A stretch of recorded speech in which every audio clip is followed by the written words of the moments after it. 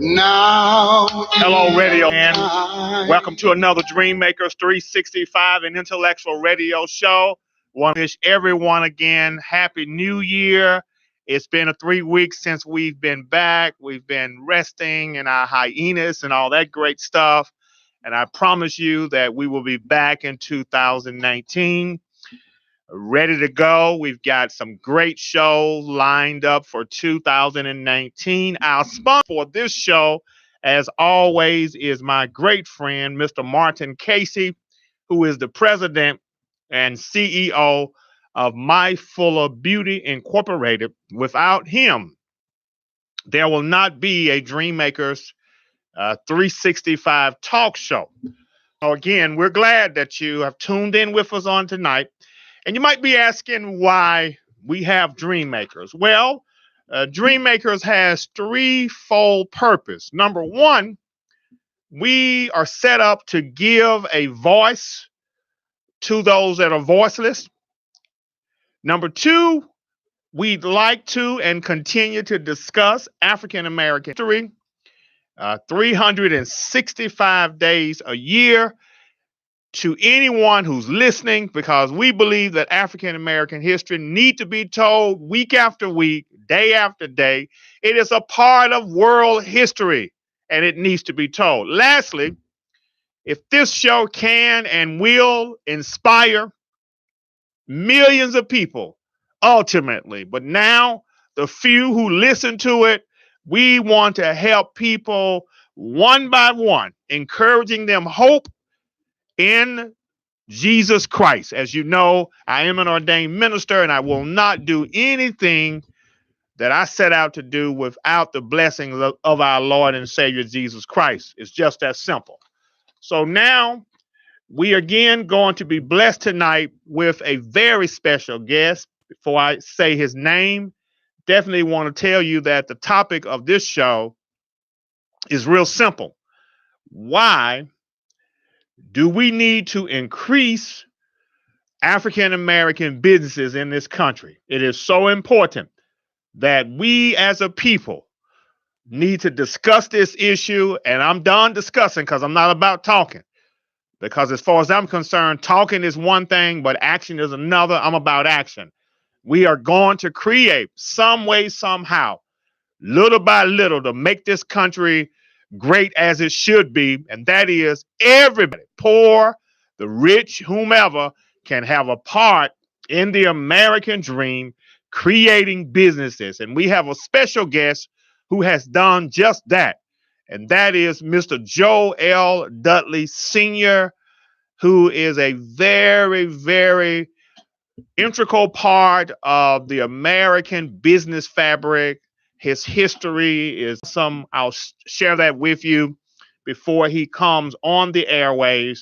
But again, our very special guest tonight will be Mr. Joe L. Dudley Sr., who is known as an entrepreneur and a humanitarian. And we have the spotlight on two of the most powerful former couples, and I'll say they were a powerful couple, Brother Winfrey. I must say that. And they are Robert L. Johnson and Sheila Crump Johnson. She's went on and gotten remarried, but they were something powerful. I must say that, Brother Winfrey, and we're going to spotlight these two people tonight before we bring on our special guest, Mr. Joe L. Dudley. But let us open up with a word of prayer first, set the record straight, and thank God for this particular new year, 2019. Thank you, Lord, for allowing us to live 365 days of 2018, which is now past. We just thank you for that, and we ask that you would continue to bless us in 2019. Thank you for the producer here tonight.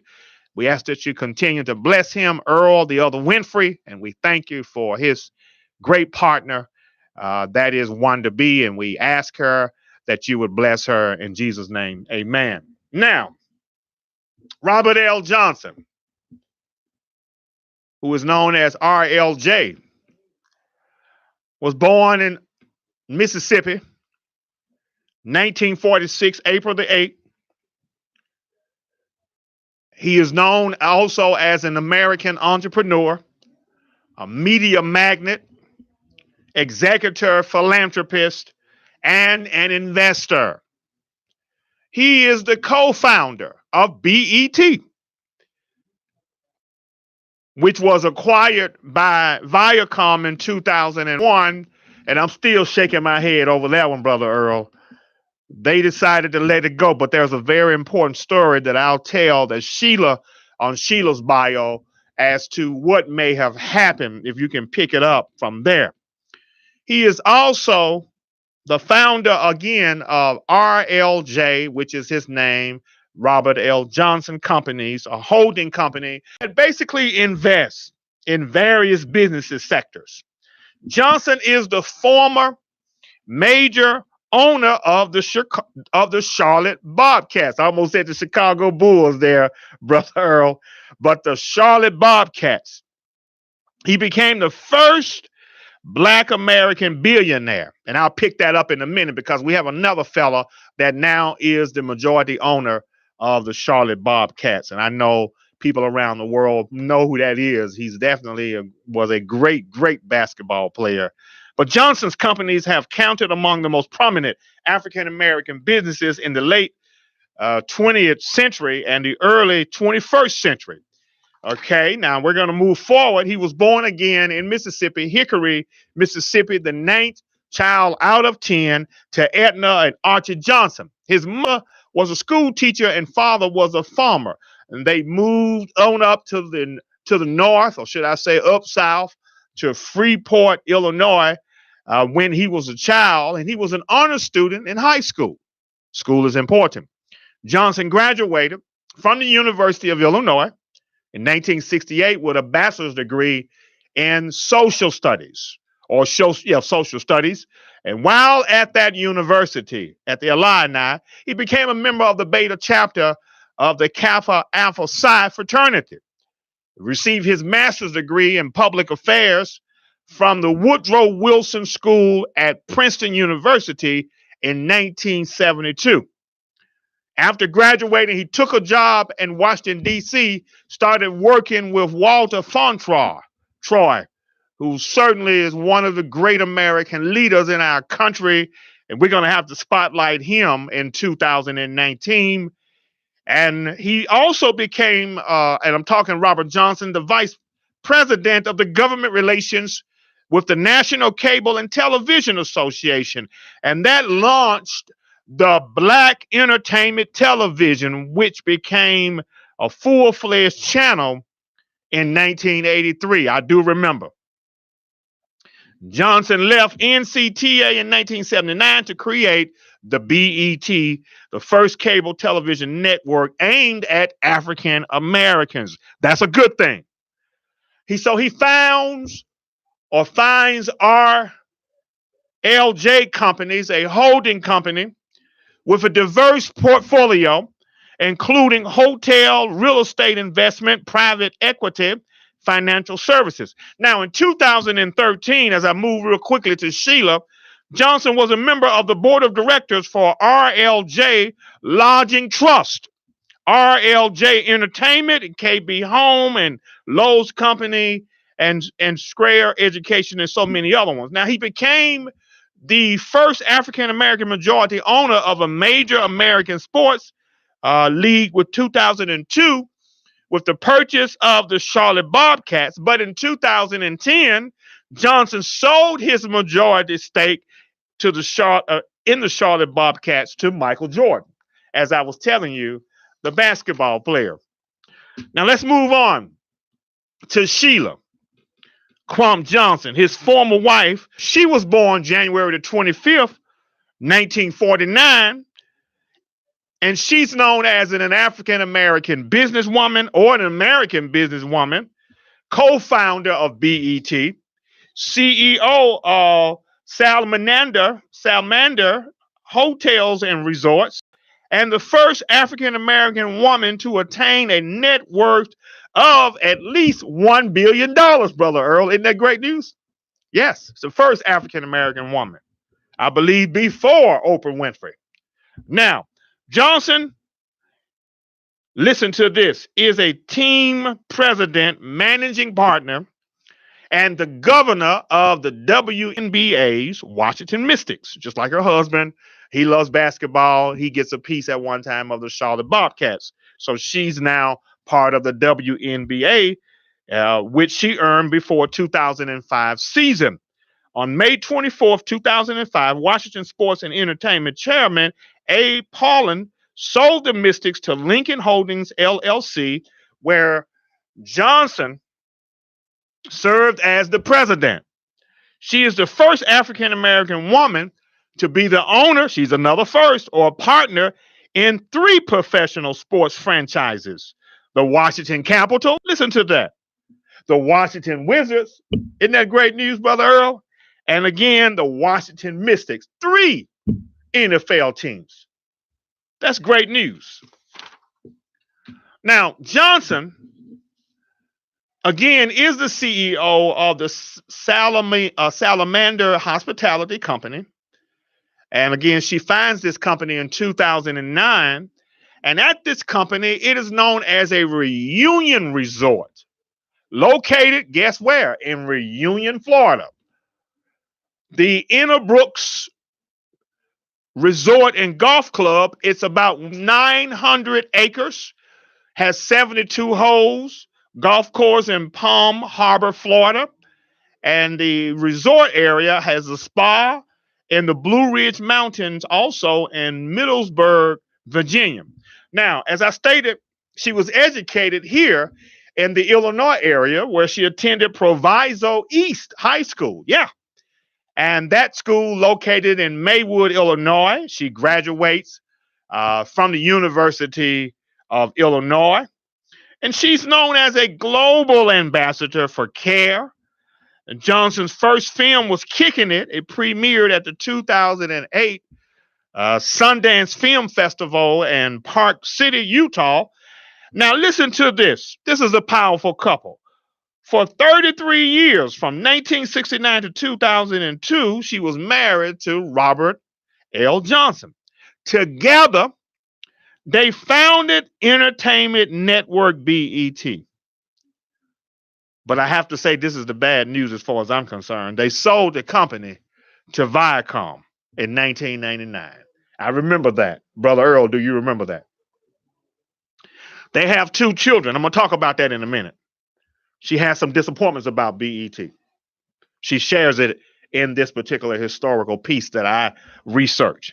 In an interview, Sheila Johnson said herself she was ashamed of BET. She was ashamed of what BET had become. I quote, she says, I don't even watch it. I suggest to my kids that they don't even watch BET. This is Sheila Johnson, the co-founder of BET. Now listen, she said when we started BET, it was going to be Ebony Magazine on the script, on the TV. And I know Ebony Magazine, still great piece of American history. We had public affairs programming. I remember BET. Earl, listen to this. She said we had news. Yeah, they took the news off. We're talking Viacom now. And it started going away even when she was in there. I had a show called Teen Summit. I remember that show.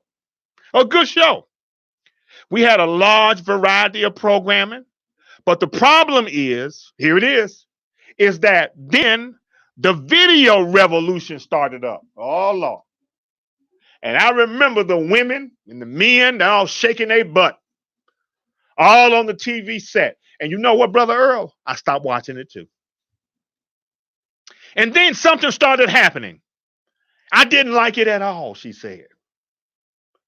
And I remember during those days, we would sit up and watch these videos and decide which ones were going on and which ones were not. She had to make a decision. That had to be tough. Now listen to this. We got a lot of backlash from recording artists. And we had to start showing them. And I didn't like the way women were portraying themselves in the videos. Listen to me. So after all of this, she divorced Robert L. Johnson. This is a power couple worth $1 billion. Now listen to this. Robert L. Johnson in 2002, they split. She was estimated to be worth at that time $670 million. In 2009, Forbes magazine estimated her net worth to be $400 million. In May 2017, Johnson's net worth was placed at $750 million. On September the 24th, she married Arlington County, Virginia's Circuit Clerk Chief Judge William T. Newman. And guess what? This fella presided over her divorce. So she ended up marrying the guy that presided over her divorce. Now, unethically, maybe there's nothing wrong with that because they weren't dating at the time. It's just a coincidence, I guess. It happened after, she ends up divorcing RLJ. The couple first met 3 decades, but they met 3 decades earlier when they acted in a play together. So, but nothing was going on per se. But I wanted to share all of that to say that I'm very disappointed in BET. I think it's trying to make some great comebacks. They've done some great movies, premier movies with Whitney Houston, of course. And also they've done a great movie with, I had a brain freeze. You know the group I'm talking about, the boys, the dancing boys. Who? Not the Jackson Fives, but these boys that come out of Boston, Massachusetts. I know you know who I'm talking about. Candy Girl? Yeah. Yeah, New Edition. Okay. I just wanted to make sure. So BET has done some good movies. But now listen, I need to talk about, most importantly, before I introduce my speaker, why we have a lack of black businesses. I must confess, and I'll say it over and over again, and I've said it, we were doing just as better when we were in slavery. There were black businesses doing slavery because there were some free black people. And there were some good masters who allowed them to have some inventions. But the master gonna get his cut. But we were doing really good. But today, Earl, we got a problem.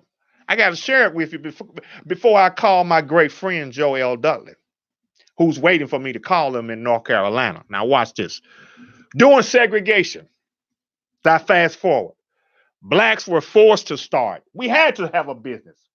Even here in Chicago, they didn't want you going to certain businesses right here in Chicago. They didn't tell you that, but you pretty much knew that you couldn't go into them for the most part. They didn't tell you that. They support black businesses in their own community. And we know about a lot of great streets, 63rd and all those other streets where they had a lot of black businesses here in Chicago. Many of these businesses flourished. Oh, Lord, have mercy. They were flourishing here. You didn't have to go downtown. Now watch this. Even helped made some black communities such as Greenwood community in Tulsa, Oklahoma. The one that the white folks burned down. Black Street. It was booming. Now watch this. Often called Black Wall Street, like I said, wealthier than the white neighbors. They were more wealthier. Oh, that made them mad, that boy, because I've been watching a lot of movies over my last 3 weeks about the jealousy of white America because we own our own land, but that was then, and I'm hoping that ain't going on now. Lord, I'm hoping that ain't going on now, but I got a feeling, Earl, it's still kind of going on now. That's a problem. We got to stop this. And we got people out of work right now for the federal government. That's a problem. African Americans flocked to support their own black businesses. Earl, that was a great time. Oh, that had to have been a great time here in Chicago. That was supported by white people too, and other groups, causing black restaurants, theaters, insurance companies, banks to almost disappear when the white folks or the black people started supporting the white businesses. We talking about after segregation, and now we got integration. That's what integration did for our businesses. Not to take anything away from it, but I must tell the truth because I'm now telling you what I researched and I looked at it as an educated brother looking at this information. Today, black people spend 95% of their income at white folk businesses. That's not fair. That's not America. It ought to be spent wherever, black businesses, white businesses, whatever. That's not right for one group of people to have that much power. Now, here's the bad news even further. Even though the number of black firms have grown 60.5% between 2002 and 2007, they only make up 7% of all U.S. firms and less than 0.005% of all U.S. businesses receipts.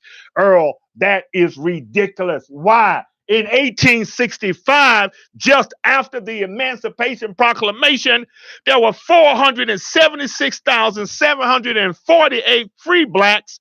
We had 1.5%, which was 1.5% of the U.S. population. They owned at that time 0.005. They own just as much as we own today. Something is wrong with that. It's right here in black and white. 1863, they were doing just as good or better than we are in 2019. I got to stop here in a minute and bring on my new friend, Joel Dudley, because we got to figure this out. Today, a full 135 years, and I'm going to say a full 156 years after, roughly, since 1863, if I do my math. What is that? 2019 minus 1863? Give or take 140 something years later. After the abolishment of slavery, 44.5 million black Americans we have in this country right now, Earl. We are 14.2% of the population, but we only possess a meager 1% of the national wealth. And we got all of these billionaires, a whole list of them in my bag right here or in my folder. I just mentioned Robert L. Johnson, Sheila, Michael Jordan, all of these folks. But we still only have 1% of the wealth. The problem is we don't work together. Isn't that terrible? Now, it's 8:22. I'm going to introduce my guest, take a real quick break, and I'm going to give him a call. Joel Dudley Sr., entrepreneur, humanitarian. Joe Louis Dudley Sr., co-founder of Dudley Q Plus brand, is one of the world's most sought-after entrepreneurial masterminds. Lord have mercy. He was born May 9, 1937. He is the fifth of 11 children born to Gilmer L. and Clara Yeats Dudley. Joe grew up in a three-room farmhouse in rural community of Aurora, not Aurora, Illinois, but Aurora, North Carolina, which is in the eastern part of North Carolina. He was labeled mentally retarded at an early age.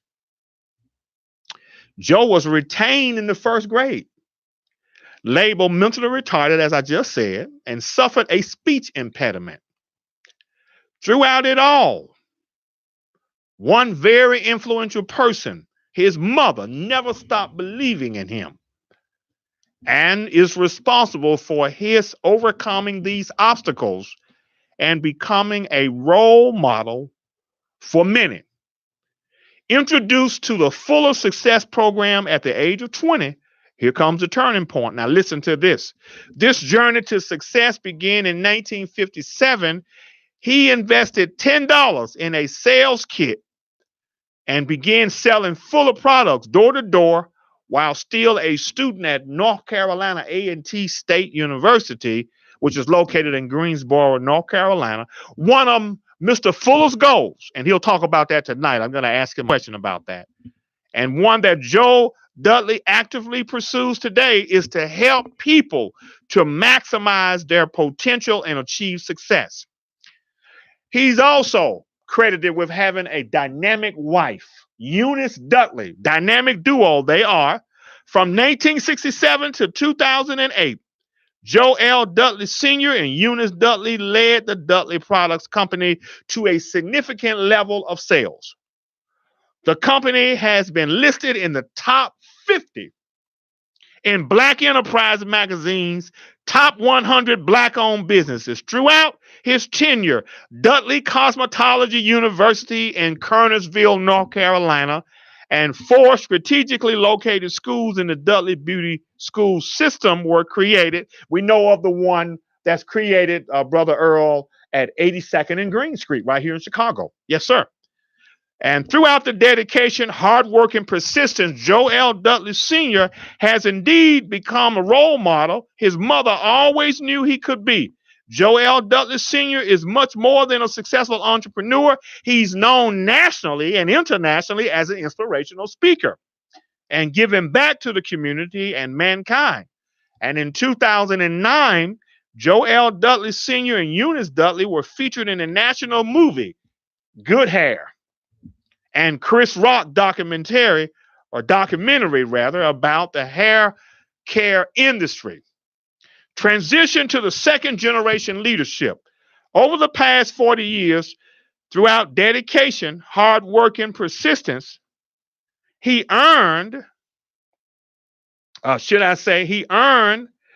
work and persistence. He has helped him take Dudley Q Plus brand from the very humble beginnings to respected and world-renowned position in beauty industry.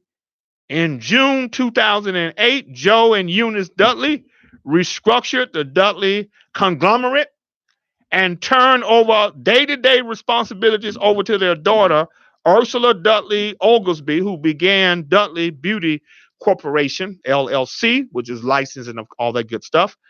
He's a recipient of numerous awards. He receives an award from President Bush's 467 Points of Life Award, Dudley Fellows and Ladies Program.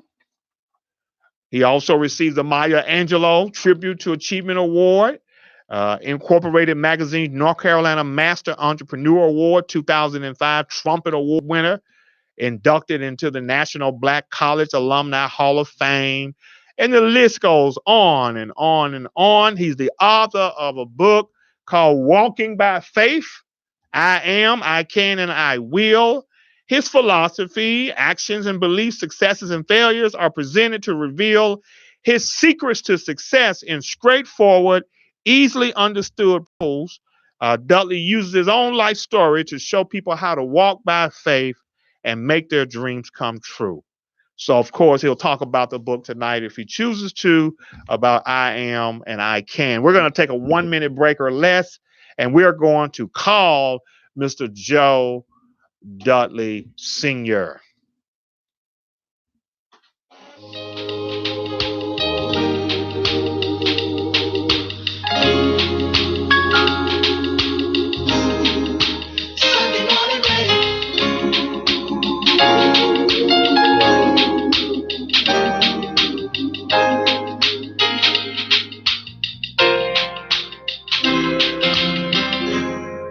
Now is the time to prepare our hearts and minds and come before our King, boldly before his throne.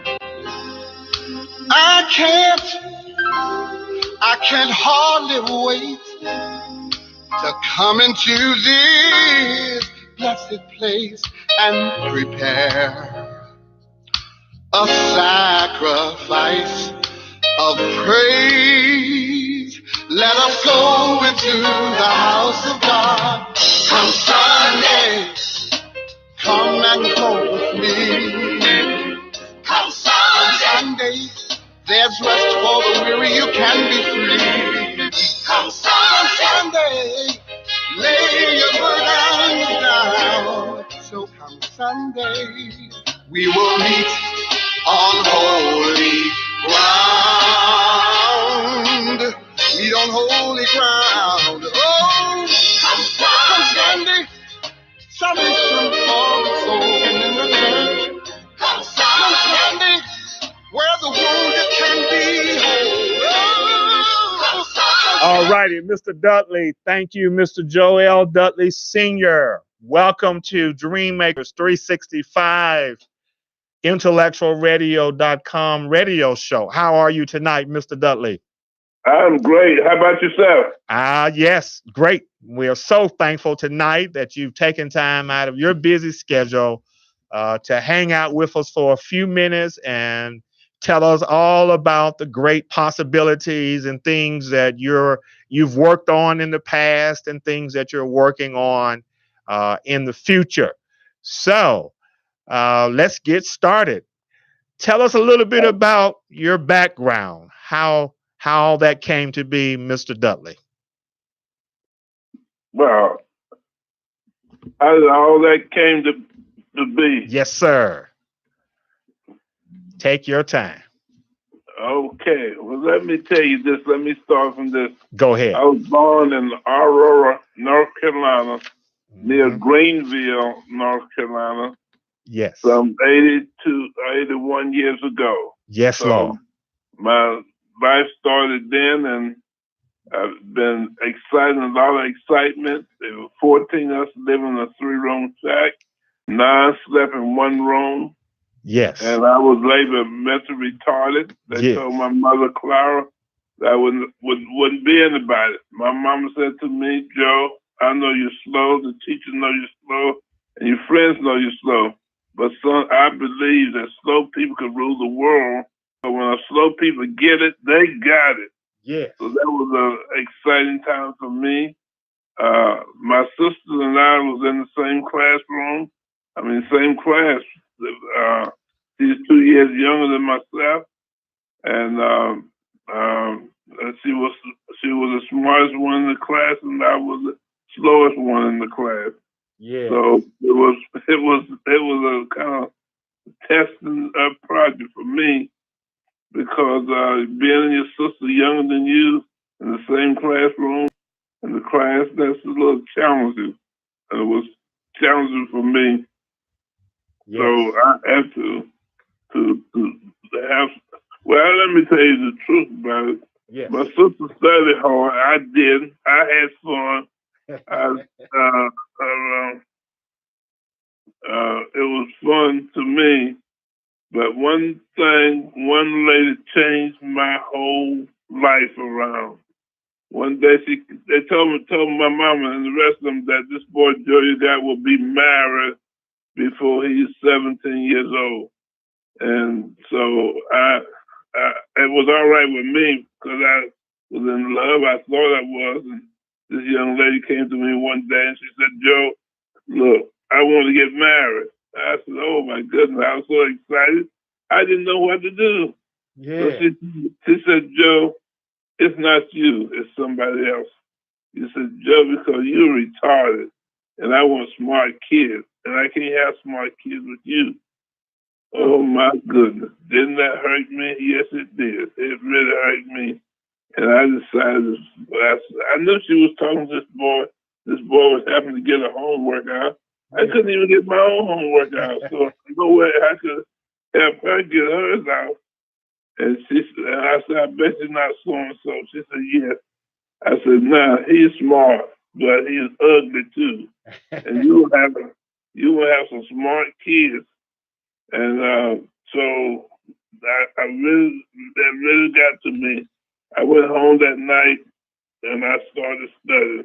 I made up my mind that I was going to put something in my head, and nobody could ever take that away from me. Yes, sir. I went back home. I started studying. I studied first grade book, second grade book, third grade, fourth grade, fifth grade. I studied. I made up my mind that I would be somebody. And that's the beginning of this career that I have. Great career in the cosmetology field. Yes, that's awesome. That is really good. So, thinking about business, and you've been so great at it, thanks to the Lord helping you and things of that nature.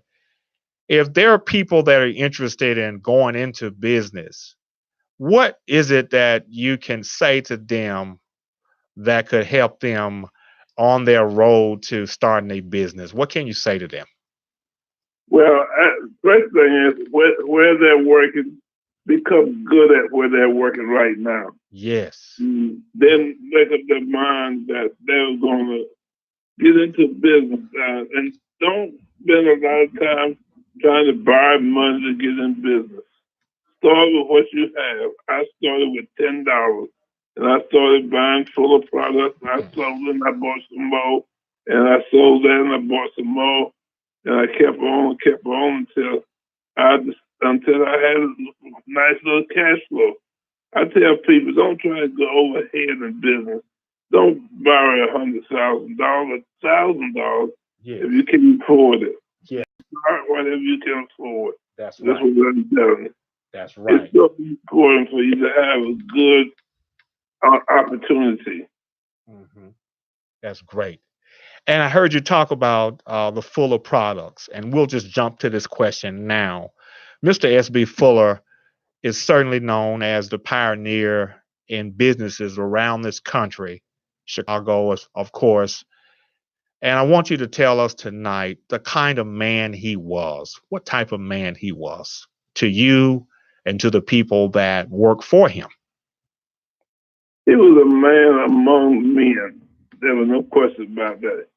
He was a leader. He had initiative. He had courage. He had integrity. Yes. Yes, he had wisdom. I mean, he had patience.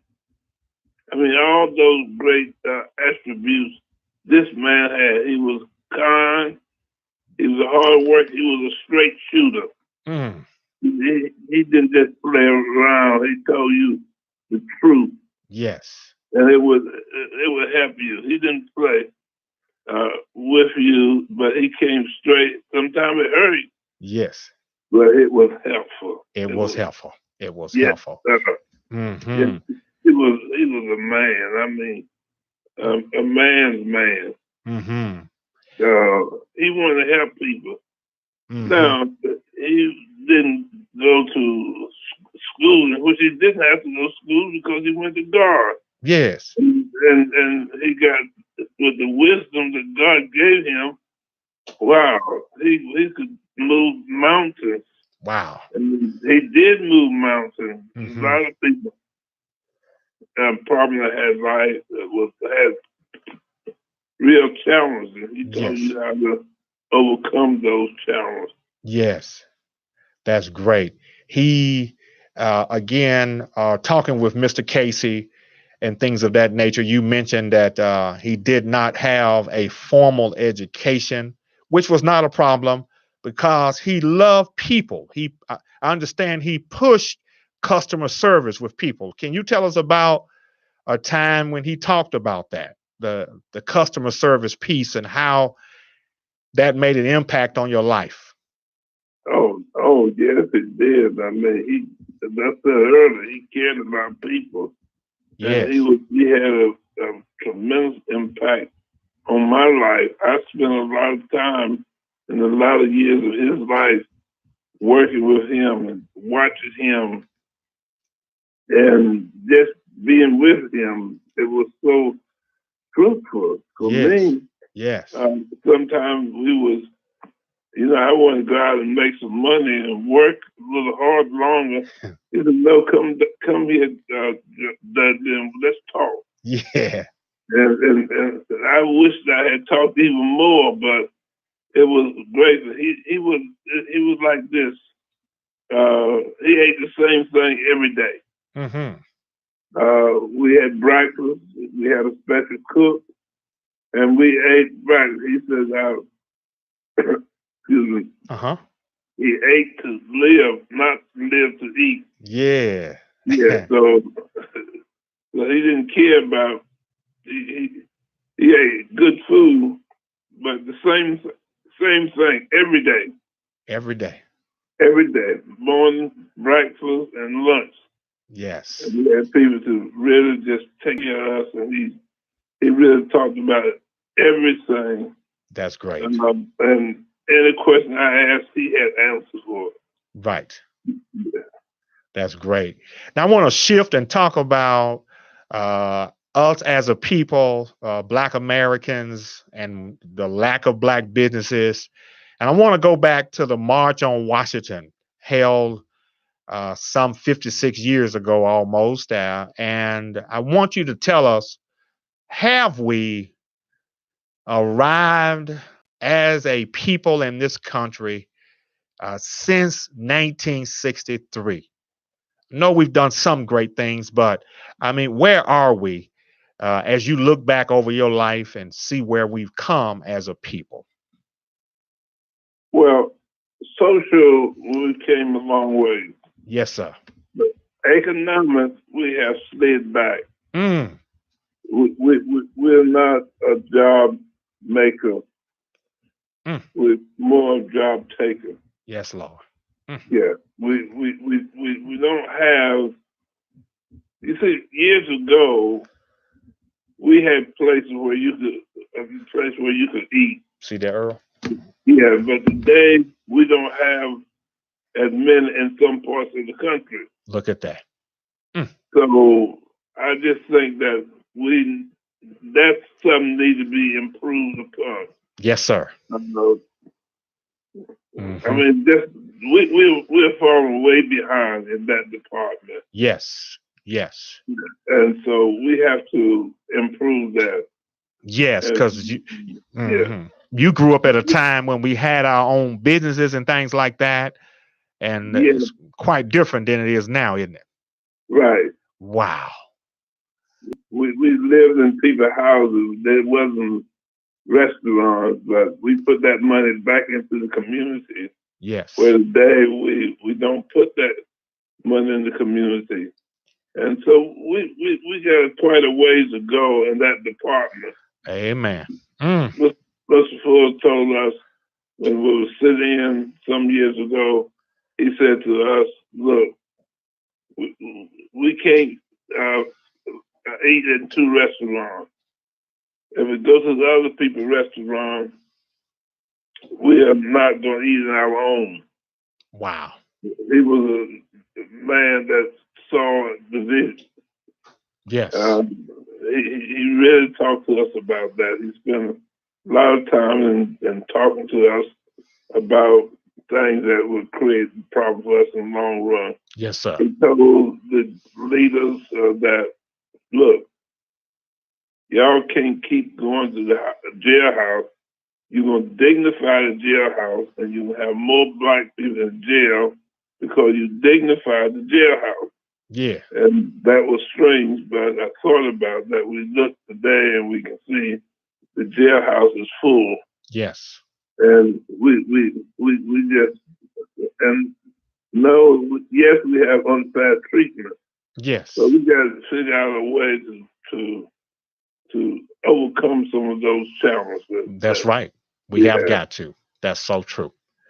Now, currently, I know you have people working around you and doing great projects. If you can share, what are some of the projects that your colleges have been working on, different things of that nature, if you can share with us tonight on that front at this time, Mr. Dudley. Okay, thank you. Yes.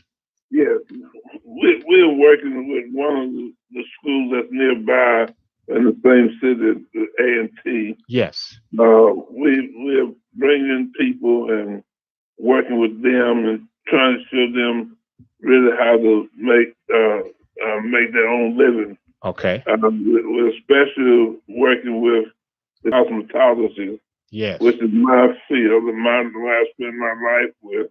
Yes. And we're working with them. I have with me right now a young lady that's I'm teaching them how to build her business, cosmetology business, and she moved from New Jersey. Yes. To come here, so I'm going to teach her and showing her how to really build this business that she's in. So we spend quite a bit of time. That's great.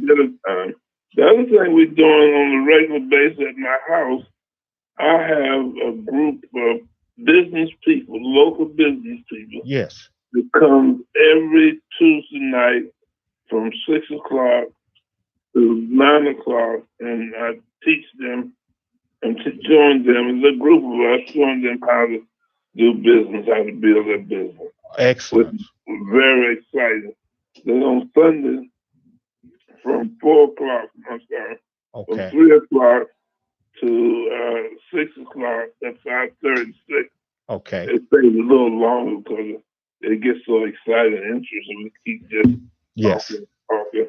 So we do that. So we're constantly helping them to show them how to build their business. That's great. Yes. That's what it's going to take too. It's certainly going to take that. The last question, you get the last word. So is there any lasting comments in terms of how we can move forward as a people in this country? There are so many unfortunate things, as you know, that's going on right now in this country. But any last comments on how we can move forward and get things rolling like they should be? What do you think about that? Well, I just think that here's what else we do. We read, we'll sit down and read to help people.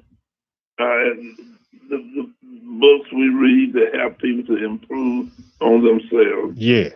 Like they need to know the unadulterated truth that we can do better than what we're doing. Yes. Yeah, and we can work harder and smarter. Because here's the thing that, a lot of us go on a job, so I'm not going to work that hard. Yeah. They're not paying me enough, and so therefore, I'm not going to work that hard. I think they should work extremely hard, and then see if they don't help build somebody else's business, they're never going to build their own business. That's right. So this is a mistake I think that they make because I don't want to work as hard, and you don't work that hard, and so when they get their business, the other people not going to work that hard for them. That's right. That's right. You got to work hard for other people. That will certainly be a big improvement first, and then you can work hard for yourself. But you're right. You're right. Work hard for other people. Crawl before you can walk. That's so important, Mr. Dudley. So I really enjoyed this interview with you tonight. Now, I had Betty Clausen on the show as well a few months ago. That's your point person here in Chicago. Is that right? Betty Clausen. Yes, she's an awesome woman. Yes, she is. I just enjoy talking with her and things like that. Yes. She's written a book. It's just. Yes. Beautiful. Yes, she does have a book out. I'm going to have to get a copy of her book as well as get a copy of your book. And the book, again, you want to tell the audience you have is called what now? Walking by Faith. That's it. I like that. Yes. I am, I can, and I will. Yes. I am, I can, and I will. That's it. We have people that read the book have become millionaires. Yes, it's an awesome book. Yes. I got to get a copy of that book. You bet I will this year. Okay. All right. I'm so glad that you certainly allowed us into your home by talking with you tonight. And sometime this year, we'll do another call with you and see how things are going down in North Carolina. I was so blessed to go there a few years ago. And who knows, I must go back there and hopefully visit you there. How about that?